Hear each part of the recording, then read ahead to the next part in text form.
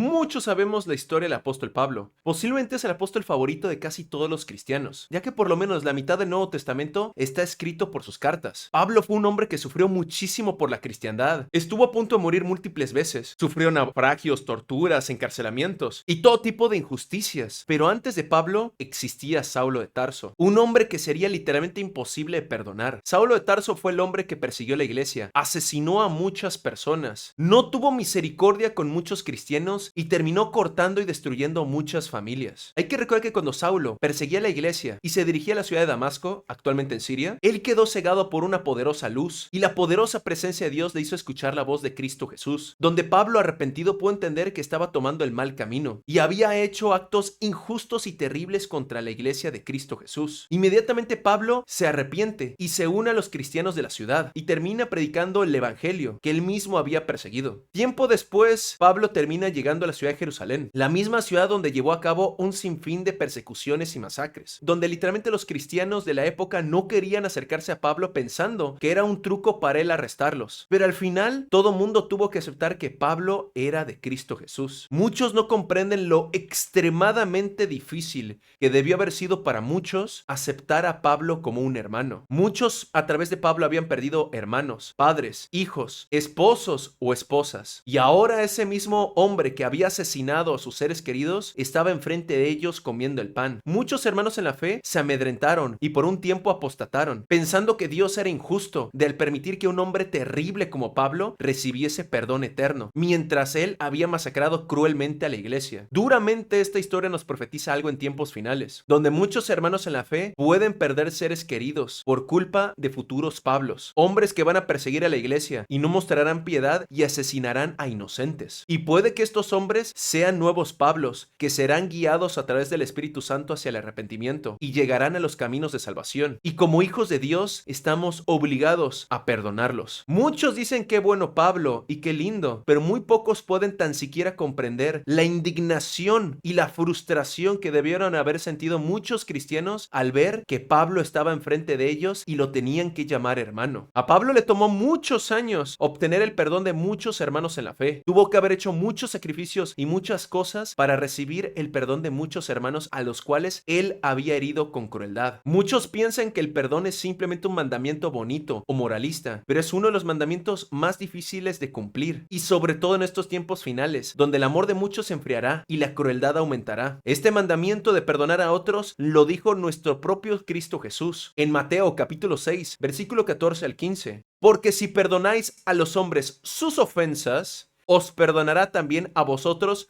vuestro Padre Celestial. Mas si no perdonáis a los hombres sus ofensas, tampoco vuestro Padre os perdonará vuestras ofensas. Muchos cristianos van a tener que perdonar a gente realmente difícil, muy complicada de perdonar en tiempos finales. Ya que una cosa es perdonar a alguien que te ha hecho daño, pero esta persona sigue en pecado y está condenado a la condenación eterna y recibirá el justo castigo por sus crímenes. Pero otra cosa es perdonar a alguien que cometió quién sabe cuántas atrocidades y al final recibirá salvación y se le tendrá que llamar hermano o hermana. Tal vez a muchos hermanos en la fe les tomó décadas tan siquiera llegar al punto de perdonar al Pablo y por fin llegar a abrazarlo y llamarlo hermano. Pablo debe haber sentido mucha vergüenza al recordar sus años del pasado, de toda la gente inocente y sangre que derramó. Pero hay que comprender que es humanamente imposible perdonar una situación como esta. Solo alguien que se llena a través del Espíritu Santo, la oración, el clamor y el ayuno va a recibir la ayuda de Dios, porque es humanamente imposible perdonar esta clase de ofensas. Es por eso que tenemos que llenarnos de oración, clamores y ayunos y llenarnos de la presencia de Dios para así tener la fuerza de perdonar a aquellos que nos ofenden y comprender que solo a través de Cristo Jesús tendremos la victoria de así perdonar a los que nos lastiman, ya que con nuestras fuerzas humanas es literalmente imposible hacer estas cosas. Y por eso toda la gloria y la honra es para Dios. Y esto está escrito en Zacarías, capítulo 4, versículo 6. No es por el poder ni por la fuerza, sino por mi espíritu, dice el Señor de los ejércitos celestiales.